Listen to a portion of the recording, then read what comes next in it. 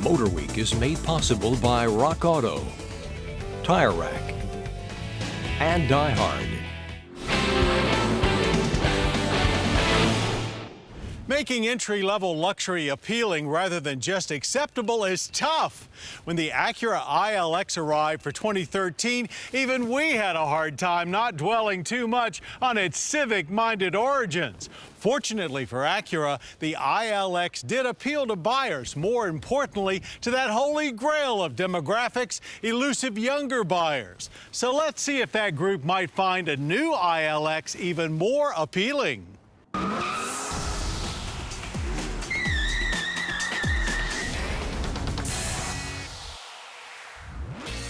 While the 2016 Acura ILX is not all new, as far as mid-cycle refreshing goes, this one is quite thorough. It's now assembled in Honda's Marysville, Ohio plant, right alongside the recently introduced mid-size TLX. And much like it, the compact ILX takes the majority of its design cues from Acura's flagship RLX, yet also adds enough sporty elements to keep those 20 and 30-somethings interested. So understandably, Acura's Jewel-eye headlights are now standard, as well as an aggressive-looking front fascia with large air intakes down below. ILX wheelbase is unchanged at 105.1 inches, as are most exterior dimensions, save for overall length, which grows by almost 3 inches. A-spec trim adds a rear spoiler, sweet-looking 10-spoke 18-inch machine-finished alloy wheels with 225/40 tires, fog lights, and some tacked-on rocker trim. Inside, it augments the seats with Lux suede coverings and adds sport pedals to what has become a very roomy and increasingly premium-feeling interior. Other highlights include adopting the familiar Honda Acura dual-screen center stack and making a multitude of additional Acura Watch radar and camera-based safety systems like collision mitigation and lane keeping available.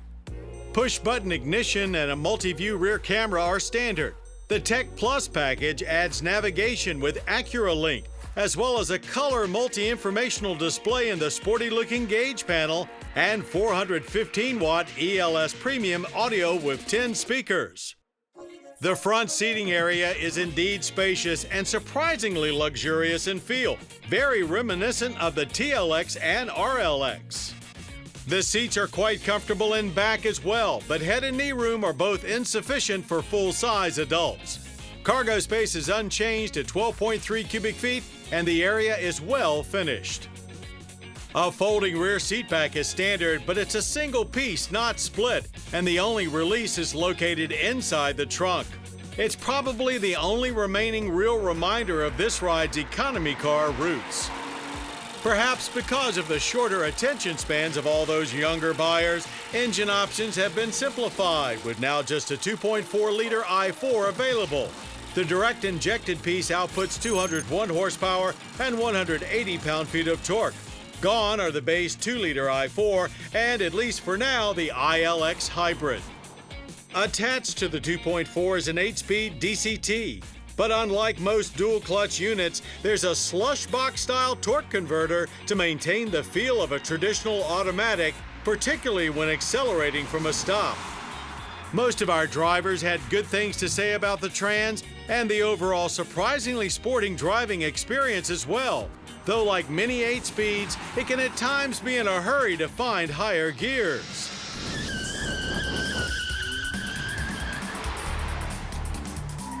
Of course, you can learn a lot more about a car on the track, and here we were equally impressed with how nicely the ILX handled our slalom test. Accurate turn-ins without a peep of understeer, and a well-balanced chassis had us scooting through the cones with ease.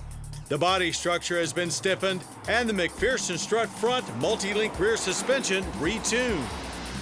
But there's not really enough power to get you into too much trouble, as we found out when doing straight-line runs. It took us leisurely for a sporty sedan, 7.1 seconds to hit 60, and 14.7 to finish out the quarter at 93 miles per hour.